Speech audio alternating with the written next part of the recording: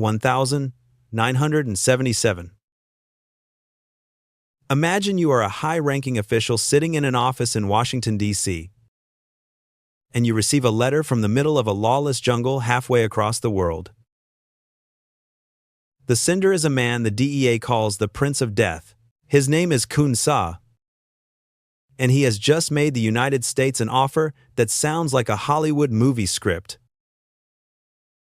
"Pay me $100 million, he says, and I will take my entire opium stockpile off the market. I will retire. But if you do not pay, I will flood your country with so much poison your emergency rooms will overflow." He was not bluffing. At his peak, this one man controlled more heroin than any human being in history. 40% of the product on American streets came from his hidden jungle labs. 1 in every 4 U.S. overdoses could be directly traced back to his supply. But here is the detail that keeps investigators up at night.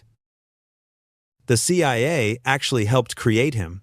Their covert proxies gave him his first weapons, and their training camps taught him how to kill.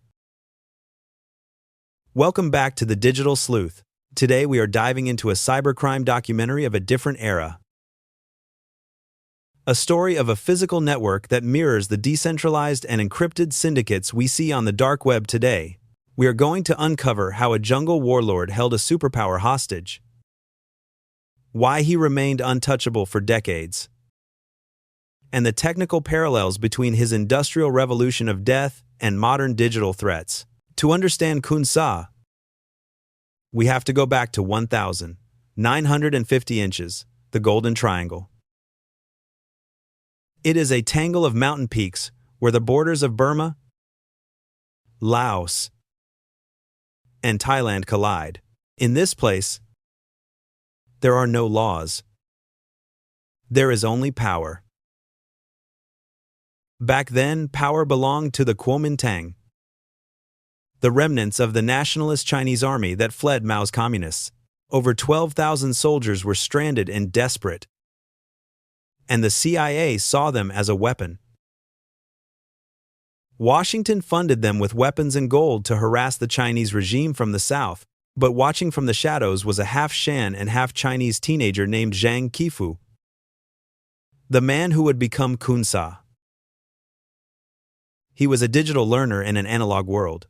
He memorized every tactical maneuver, how to set an ambush in dense brush, and most importantly, how to turn violence into a scalable business model. The CIA was training their future nightmare, and they had no idea. In the world of cybersecurity, we often talk about systems thinking. Most hackers just want to steal a password, but the elite players want to control the entire infrastructure. Khun Sa was an infrastructure architect. By his 20s, he did not just want to steal opium. He wanted to control the entire supply chain from the poppy fields to the foreign distributors. In 1963, he made a deal that defined his career. The Burmese military needed help fighting insurgents, and Khun Sa volunteered his militia in exchange for something priceless: immunity. This was essentially a bulletproof hosting agreement for a criminal. The government gave him a license to operate, and within 2 years his militia had better weapons than the actual military. He bought black market arms by the truckload and trained his fighters with the same discipline he learned from those CIA-backed soldiers.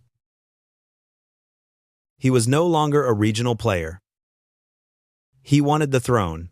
In the spring of 1967, he made his move.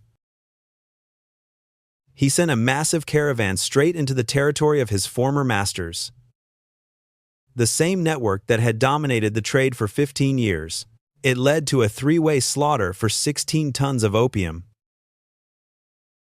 Bombs fell from the sky, and Khun Sa lost everything: his men, his shipment, and his reputation.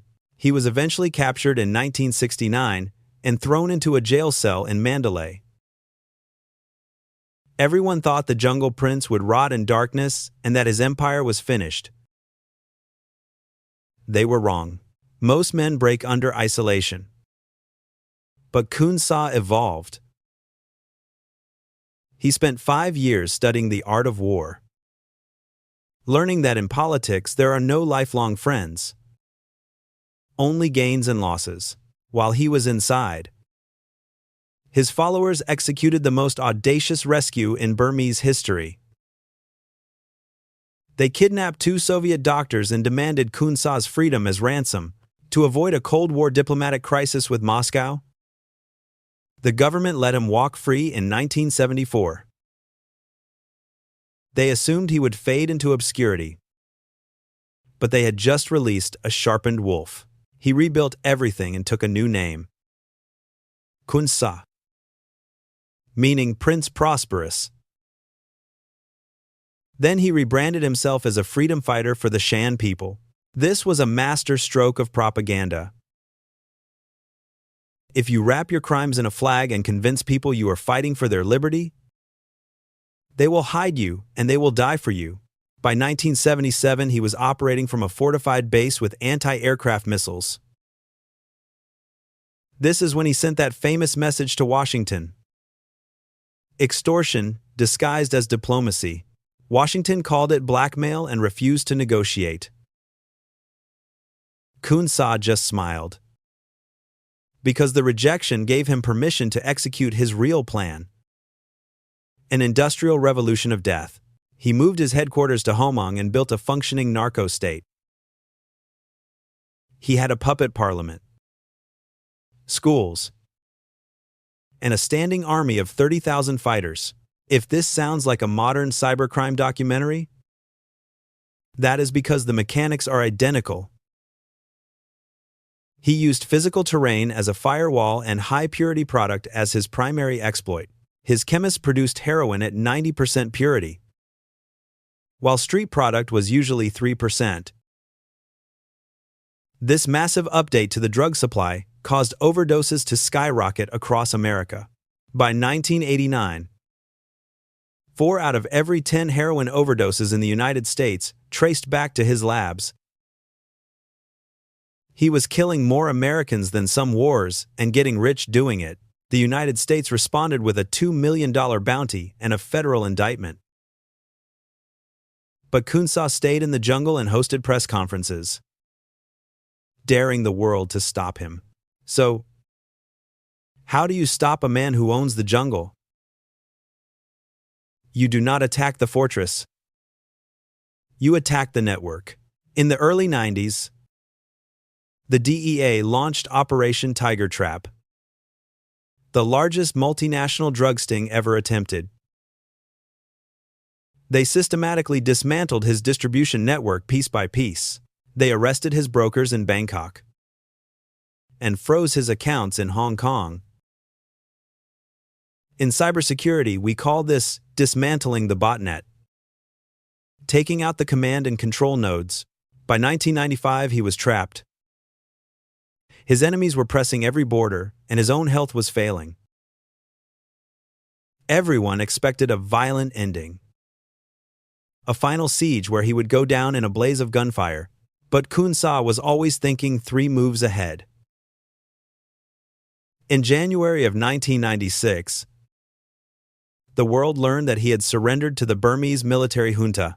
It was a cynical masterpiece. He negotiated his own retirement, keeping his fortune and moving into a luxury villa in the capital city. The Burmese government guaranteed he would never be extradited to the United States. He spent his final years as a legitimate businessman, running bus companies and ruby mines. He died of natural causes in 2007. A wealthy man in a comfortable bed. He never appeared in an American courtroom and never saw the inside of a U.S. prison. Khun Sa's story is a reminder that whether it is 16 tons of opium or 16 gigabytes of stolen data, organized crime survives through vulnerabilities in the system. Today, those vulnerabilities are not jungle trails. They are in your pocket. As your digital sleuth, I want to leave you with some essential protocols to protect yourself from modern digital warlords. First, spot the social engineering. Khun Sa used a freedom fighter mask to gain trust. And digital scammers use urgency or authority. If an email claims your account is locked, stop. Think. And verify. Second, layer your defenses. Khun Sa's empire fell when his nodes were hit, and your data needs that same protection. Use multi-factor authentication. It is the anti-aircraft missile for your digital life. Finally, remember that the bulletproof myth is just that. A myth. No one is truly untouchable if the international community works together.